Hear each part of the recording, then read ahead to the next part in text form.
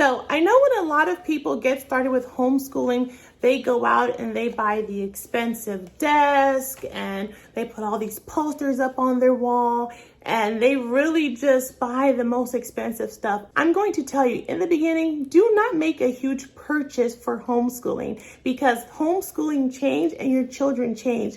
Now, my children and many of other homeschoolers, they don't even like to work at a desk.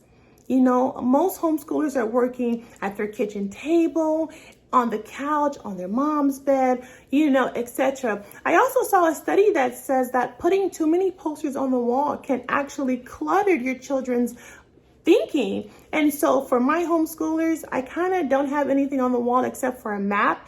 And what I do is the things that I would have put on the wall in a big poster farm, I get a folder, and in the folder, I put those same subjects, like say if we're going over clocks or whatever, and I'll put, whatever the subject is, the words are, whatever that I want them to learn for that school year, and I use the folder instead. That way, the walls are not all cluttered or ruined by tape and nails, and your kids still get to learn the material they need to learn. And another thing I wanted to talk to you guys about is record keeping. After you've been homeschooling for a while, you're going to be flooded with papers.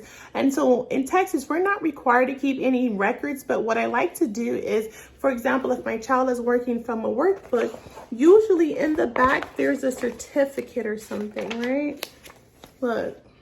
So usually I'll just cut out this certificate, put their first name, last name, and the date, and then I have a folder for each child that I keep. And so each one has just a few certificates and a few different workbook pages. And when I say workbook pages, some workbooks don't have the certificate in the back. So what I'll do is I'll take the very first page of the book and I'll rip it off and I'll write their name and the year and everything like that. And so that way it's like in the folder, but I'm not going to keep, something that big. And so that way I can keep the papers down, but still kind of keep track for my own records and then also for memorabilia for my homeschoolers.